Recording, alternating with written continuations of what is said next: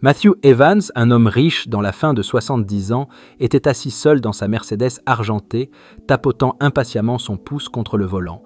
Retraité et aisé grâce à une carrière dans la finance, Matthew avait l'habitude que la vie se déroule sans accroc. Mais ce jour-là, coincé avec un pneu crevé sous la chaleur accablante du Kentucky et sans signal de téléphone, il se sentait impuissant.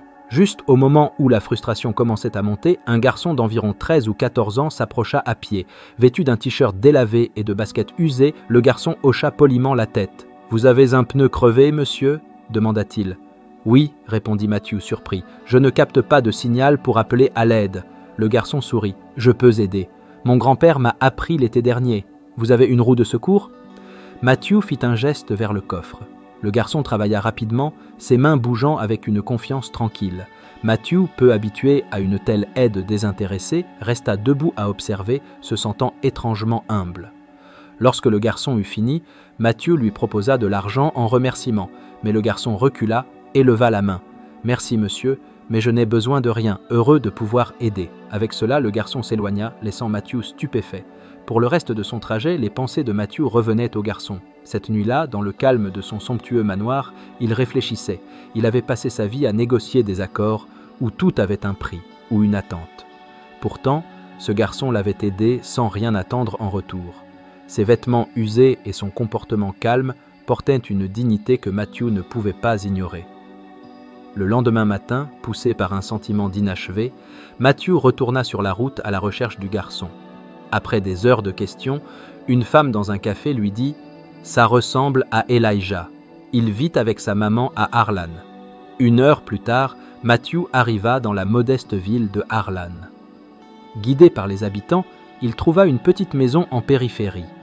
Le porche affaissé et les planches dépareillées racontaient une histoire de lutte, mais tout était propre et soigné. Hésitant, Matthew frappa à la porte. Une femme d'apparence aimable dans la quarantaine répondit « Puis-je vous aider ?» demanda-t-elle. « Bonjour, » commença Matthew. « Je crois avoir rencontré votre fils, Elijah, hier. Il m'a aidé avec un pneu crevé et je voulais le remercier correctement. » Son expression s'adoucit. « Cela ressemble à Elijah, » dit-elle. « Il aide toujours les gens. Venez, il est derrière. » Matthew la suivit dans une maison humble mais chaleureuse, remarquant les vieux meubles, les photos de famille et les dessins faits par un jeune Elijah. À l'arrière, le garçon réparait la clôture. Lorsqu'il vit Matthew, il parut surpris. « Hé monsieur !» dit Elijah en s'essuyant les mains sur ses jeans. « Qu'est-ce que vous faites ici ?»« Je voulais encore vous remercier, » dit Matthew. « Vous m'avez aidé quand j'en avais vraiment besoin. » Elijah haussa les épaules. Ce n'était rien de spécial. Mais pour Matthew, cela l'était. Il étudia le visage du garçon, essayant de comprendre comment quelqu'un avec si peu pouvait donner si librement. Le jardin racontait clairement l'histoire d'une famille travailleuse qui se débrouillait avec ce qu'elle avait. Les planches dépareillées de la clôture, la balançoire rouillée et l'herbe en plaques rappelaient à Matthew sa propre enfance, des débuts modestes qu'il avait passé des années à essayer d'oublier. « Vous avez une bonne tête sur les épaules, » dit Matthew. « Votre mère doit être fière. »« Elle travaille dur, » répondit simplement Elijah. « J'essaie juste d'aider. » La poitrine de Matthew se serra. Au fil des années, il s'était éloigné des valeurs que ses parents lui avaient enseignées, le travail acharné et l'altruisme.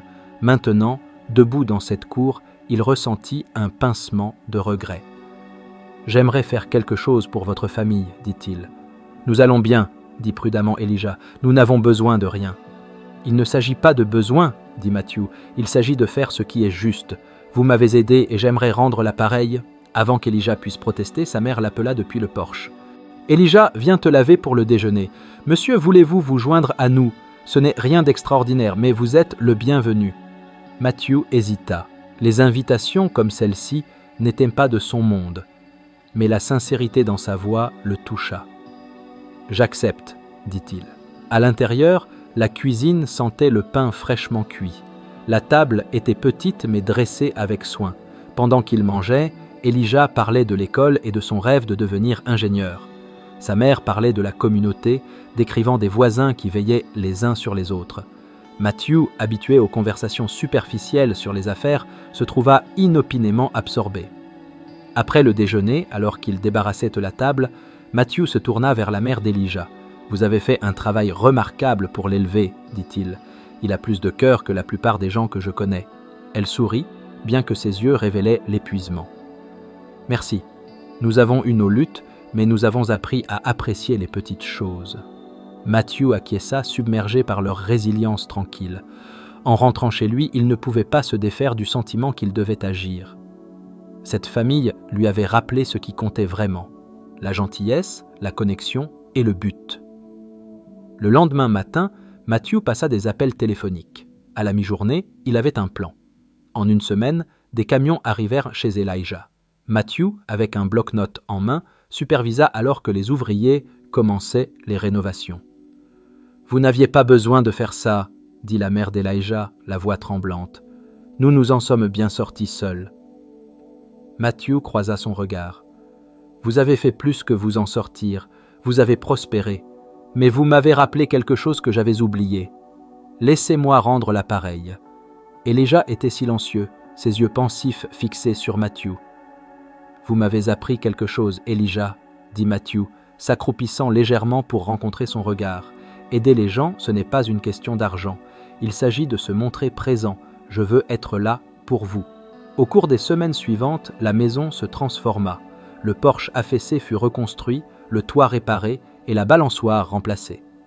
À l'intérieur, les murs furent peints, la cuisine modernisée et les meubles réparés. Au début, Elijah insistait pour aider, mais Matthew lui dit « Ton travail, c'est de profiter d'être un enfant pendant un moment. » Pourtant, Elijah ne put résister à l'envie de sortir pour observer les ouvriers. L'un d'eux remarqua son intérêt et l'invita à aider à mesurer les planches de bois. Bientôt, Elijah posa des questions sur les outils et la construction, son enthousiasme contagieux. Matthew, observant à distance, ressentit une fierté rare. Un soir, alors que le soleil se couchait, la mère d'Elijah se tenait sur le nouveau porche, la voix empreinte d'émotion. « Ce n'est plus juste une maison maintenant, c'est un foyer. Je ne sais pas comment nous pouvons vous remercier. » Matthew secoua la tête. « Vous l'avez déjà fait. Vous m'avez rappelé à quoi la vie est censée ressembler. Famille, connexion et but. » Le dernier jour des rénovations ressemblait à une célébration. Les voisins passaient avec des cadeaux. Pain fraîchement cuit, pots de confiture et plantes en pot.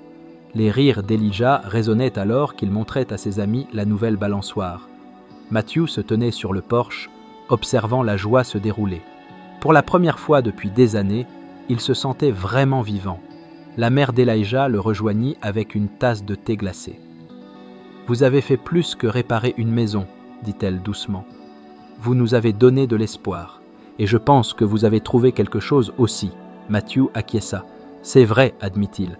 J'ai passé des années à courir après l'argent et le statut, mais rien de tout cela ne ressemblait à cela. » Alors que le soleil plongeait sous l'horizon, Elijah les rejoignit. « Monsieur Matthew, dit-il, l'expression réfléchie, je veux faire quelque chose comme ça un jour. Je veux aussi aider les gens. » Matthew sourit, posant une main sur l'épaule du garçon. « Tu le fais déjà, Elijah.